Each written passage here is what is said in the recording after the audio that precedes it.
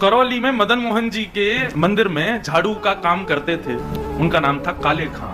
क्या नाम था? काले खां। काले खां बड़े प्रसिद्ध हैं, मैंने उनका चरित्र पढ़ा भी है, श्री काले खां जी का। काले खां जी के नाम से आज भी मदन मोहन जी की आरती होती है, तो ऐसा होता ही नहीं कि काले खां को प्रणाम नहीं करते। देखो कितनी बड़ी बात, हमारे हिंदुओं के इष्ट ठाकुर जी हैं और उनकी आरती होती है, तो आरती में एक विजातीय व्यक्ति का स्मरण किया जाता है, तब आरती संपन्न होती है श्री मदन मोहन लाल जी। काले खां जो थे वो झाड़ू का काम करते थे मंदिर में, अपना घर चलाने के लिए उन्होंने ये कार्य स्वीकार किया। तो काले खां एक विजातीय व्यक्ति, हिंदू भी नहीं था, केवल अपने घर को चलाने के लिए झाड़ू का काम करता था मंदिर के पास। इसी बहाने उसको कभी कभी मदन मोहन जी दिख जाते थे। अब देखते देखते झाड़ू लगाते लगाते अब उसकी आदत में आ गया कि अब वो बिना श्याम सुंदर को देखे रह नहीं पाता।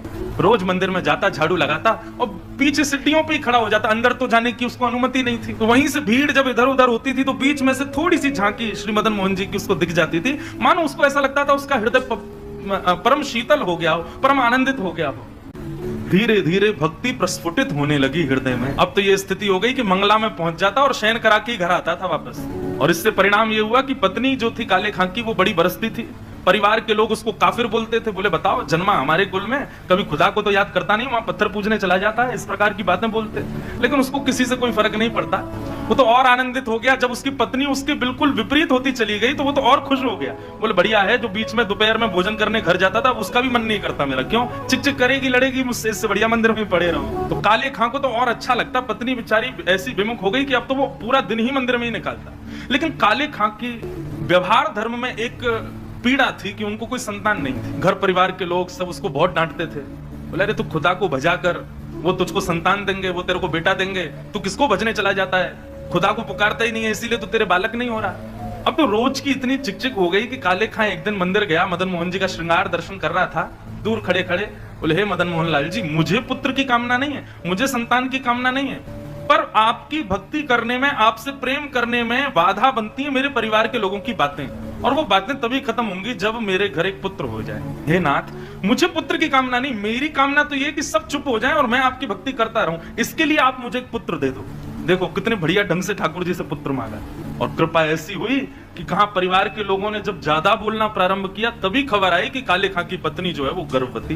पहले तो आधे लोगों के मुंह बंद हो गए, काले खां भी सबको बोलते थे, बोले तुम लोग कहते हो खुदा को भजो तभी बालक होगा, दो मेरे मदन मोहन लाल जी ने भेज दी संतान, अब देखना होगी। फिर ये हुई कि अब बेटी हुई तो समझेंगे कि इसके ठाकुर जी ने दी, बेटा हुआ तो समझेंगे हमारे खुदा ने दिया। बोले ऐसा नहीं, ये तो हमारे ठाकुर जी कृपा करेंगे, उन्हीं की कृपा से ही हो रहा है।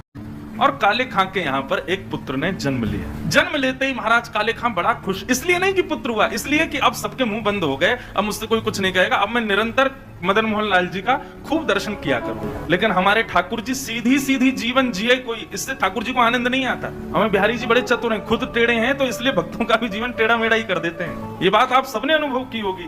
जीवन में अगर 10-15 दिन बड़े खुशी खुशी निकल जाए तो चिंता और बन जाती है, पता नहीं क्या होने वाला है, 10 दिन से कुछ हुआ नहीं है मेरे साथ, निश्चित कुछ तो होगा। अब काले खां का पुत्र 8 वर्ष का हो गया, सब आनंदित था, काले खां बड़ा प्रसन्न। अब तो जन्माष्टमी भी मनाता है, राधाष्टमी भी मनाता है, रामनवमी भी मनाता है, घर वालों को नहीं बताता, बस मंदिर में जाके सब उत्सव होते हैं उसमें आनंद करता है। 8 वर्ष का बालक काले खां का यमुना जी के तट पर, नदी के तट पर कहीं खेल रहा था अपने मित्रों के साथ, और एक सर्प ने उसको डस दिया। सर्प के डसते ही महाराज नीला पड़ गया उसका पुत्र, बेहोश होकर गिर गया।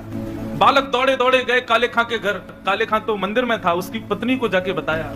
पत्नी रोते रोते मंदिर पहुंची, जाकर के बोली जल्दी चलो, हमारे बेटे को सर्प ने डस दिया है, वो नदी के तट पर बेहोश पड़ा है, मैं जा रही हूं उसके पास, तुम जाओ किसी झाड़ फूंक वाले को लेके आओ, हमारा बेटा मर जाएगा। लेकिन काले खां व्यस्त था ठाकुर जी की श्रृंगार आरती में, श्रृंगार आरती हो रही। पत्नी इतना बोल करके लौटने लगी, लौट करके उसने पीछे देखा कि आए कि नहीं, तो देखा तो काले खां तो ठाकुर जी को ही देख रहा था। पत्नी जाकर के बरसने लगी, बोले तुमको अभी भी यही दिख रहे हैं? अरे हमारा बेटा मरने वाला है, देरी करोगे, कोई झाड़ फूंक वाला नहीं पहुंचा तो उसकी मृत्यु हो जाएगी। लेकिन काले खां तो अभी भी मदन मोहन जी को ही देख रहे थे। पत्नी ने कहा यदि मेरे पुत्र को कुछ हो गया ना तो फिर देखना मैं क्या करती हूं, तुम्हें और तुम्हारे इस मदन मोहन को दोनों को देखूंगी। ऐसा कहकर के पत्नी तो चली गई। काले खां वहीं खड़े रहे, नेत्रों से अविरल अश्रुधार बहाने लगे, इसलिए नहीं कि पुत्र को सर्प ने डसा, इसलिए हे मदन मोहन लाल, क्यों आप चैन से नहीं बैठने देते मुझको, क्यों आप चैन से मुझे दर्शन नहीं करने देते? ये सब मुझे पता है आपकी लीलाएं हैं, और ये सब क्यों करते हो ये भी मुझे पता है, मुझे परखने के लिए कि मैं अपनी स्थिति से च्युत तो नहीं हो रहा कहीं। लेकिन मेरा पुत्र दिया आपने था तो बचाओगे भी आप ही, और पुनः कहूंगा, इसलिए नहीं कि मेरा पुत्र है, इसलिए कि मैं आपसे दूर ना हो जाऊं, बस मेरे पुत्र को बचाना। संध्या आरती के बाद जैसे ही कपाट बंद हुए, काले खां नदी के तट पर पहुंचा। भीड़ इकट्ठी थी। पत्नी को जैसी पता चला काले खां, बोले आगे ओझा को नहीं लाए, झाड़ फूंक वाले को, बोले वो तो मैं भूल गया। इतना कहना हुआ कि महाराज परिवार के लोगों ने काफिर काफिर कह करके काले खां को सुनाना प्रारंभ कर दिया। दौड़ करके गए, ओझा को लेकर के आए। जैसे ही ओझा ने आकर के उसकी नबज आदि देखी तो कहा ये बालक तो जीवित नहीं है, इसकी तो मृत्यु हो चुकी है। सब रोने लगे। काले खां की पत्नी ने अपने पुत्र को गोद में उठाया और ले गई और मदन मोहन जी के द्वार पर जाकर के अपने पुत्र को रख दिया। बोले बहुत कहते थे मदन मोहन लाल जी ने दिया, मदन मोहन लाल जी ने दिया है, तो ये जीवित करके दिखाएं इसको। और यदि ये जीवित नहीं हुआ, खुद भी मर जाऊंगी, तुमको भी मार दूंगी और पूरे परिवार को नष्ट कर दूंगी इन्हीं की दहली पर। तब काले खां ने मदन मोहन लाल जी को निहारा और निहार करके कुछ शब्द काले खां ने लिखे हैं, तो थोड़े उर्दू के अल्फाज, लेकिन हैं बहुत सुंदर। एक बात कहें, भक्त की जब चरमोत्कृष्ट भक्ति हो जाती है ना, तो उसकी भक्ति शब्दों के रूप में निकलने लगती है। जब भक्ति चरम स्थिति में पहुंचती है, कहां मीराबाई ने नहीं गाया, सूरदास ने नहीं गाया, तुलसीदास ने, सबने गाया। एक बात नोट कर लीजिएगा, जिसने पाया और जिसने नहीं पाया वो गा नहीं पाया कभी। यदि बिहारी जी मिलेंगे ना, तो आप गाने का प्रयास नहीं करोगे, गाना अपने आप होगा, अपने आप प्रकट होंगे शब्द आपके मुख से। काले खां मदन मोहन लाल जी की ओर देखने लगा और कहने लगा, मुसफक साफीक रफीक दिल दोस्त मेरे नजदीकी हकीकी ख्याल कीजिए, मेहरबान कदरदान आला तू जहान बीच, मुझसे गरीबों का गुनाह माफ कीजिए। काले बेकरार खड़ा तेरे दरबार पे, नंद के कुमार जरा गौर अब कीजिए, हिंदुओं के नाथ तो हमारा कुछ दावा नहीं, जगत के हो नाथ तो हमारी सुध लीजिए। हे मदन मोहन लाल, एक द्वार पर खड़ा है तुम्हारे, यदि तुम हिंदुओं के नाथ हो तो हम वापस चले जाएंगे, कोई कृपा मत करना। पर मैंने सुना है लोग आपको जगन्नाथ बुलाते हैं, जगत के हो नाथ, जगत के हो नाथ तो हमारी सुध लीजिए। बस ये बात कहनी हुई, नेत्रों से अविरल अश्रुधार बहने लगे काले खां के, और देखते ही देखते जैसे अश्रुधार का एक बिंदु नीचे पड़े हुए काला पड़ गया था पुत्र विष के कारण, जैसे एक बिंदु जाकर के उस पुत्र के मुखमंडल पर पड़ी, पड़ते ही उसका जो काला वर्ण हो चुका था वो श्वेत होने लगा और धीरे धीरे पुत्र ने आंख खोलनी प्रारंभ करी, उठ करके बैठ गया, देखने लगा, जल पी करके बोला अब्बा अम्मी, जो उसके माता पिता थे उनको उन्हीं शब्द में पुकारा। बोले कि वो कहाँ गया? बोले कौन? अरे अभी जो यहाँ खड़ा था, मेरे समान छोटा सा बालक था, मेरे जैसा ही सांवला उसका वर्ण था, मोर मुकुट पहनी थी, बहुत सुंदर उसकी मुस्कान, उसके ऐसे सुंदर नेत्र थे, वो मेरा सखा है, वो मेरे गले में गलवैया डाल करके खड़ा था, कहाँ गया वो?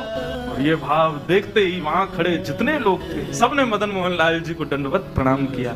सब समझ गए, बोले किसने की है कृपा हमको पता है। तब से लेके आज तक श्री मदन मोहन लाल जी की आरती होती है तो आरती होते ही वहां का एक आरती पूर्ण होते ही एक पंक्ति गाई जाती है, कारे के बेटा को जब काले ने खाया, कारे की कविता सुन बेटा जिवायो है। काले खां के बेटा को जब काले नाग ने खाया तब काले खां की कविता सुन करके उसके बेटा को जिवाने वाले बोले मदन मोहन लाल की जय।